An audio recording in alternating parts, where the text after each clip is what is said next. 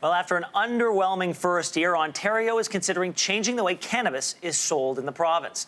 The provincial government is mulling a move away from the lottery system it currently uses to award cannabis retail licenses, which has been panned by industry observers.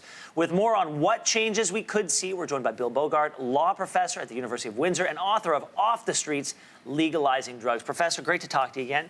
Thanks for having me on. Okay, so since cannabis was legalized in October of 2018, only 24 retail stores have opened in this province. Now, if we look just next door to neighboring Manitoba that has 1/10 the population, they've got 27 retail stores. What are they doing? What are we doing? Was this lottery system ill-conceived from the start?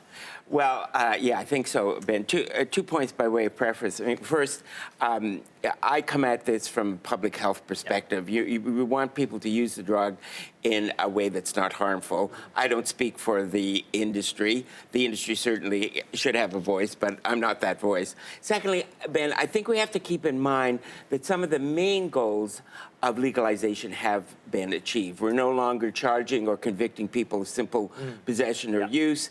Police resources have been freed up and to go after serious crime. The administration of criminal justice is not encumbered by. And those are all very big deals. Yes, those are all very big deals. But I do agree there are certainly issues at the retail level, and I think it started with Premier Ford shifting away from the Liberal model, which was much more a public model. Now, he was elected; he had a right to do that.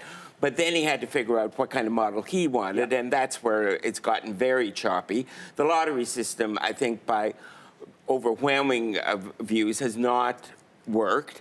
And so we find ourselves with far fewer stores than we should have. Now, I think we're getting clear indications from the province that they are going to move in the direction of more stores and also allowing retail outlets to sell online directly to consumers, which is also a way of giving access. Has any province cracked the code? Is anybody doing it as well as it could possibly be doing it at this point in legalization?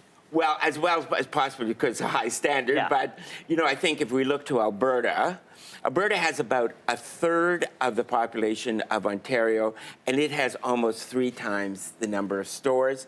And surprise, it sells the most legal cannabis in Canada. And remember, Ben, the goal here is not to encourage people to use the drug. Right. The goal here is to encourage people who otherwise would use the drug to use it legally. How long do you think it's going to be before Ontario, because it does take a while to build a new system from the ground up. Yeah. What's a reasonable timeline where Ontarians could expect a turnaround where they could get exactly what you've just suggested? Well, I think the answer to that question may reside with the Premier, meaning how fast is he going to roll out more stores? I think if you can get more stores up and running within the next year or two, I think we'll see that there's much greater sale of legal drug, and that's the goal here.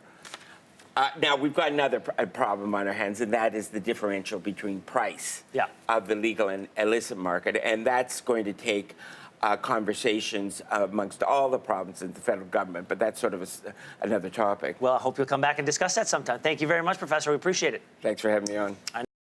Thanks for watching. If you like this, be sure to subscribe here. And you can check out more Your Morning videos right here.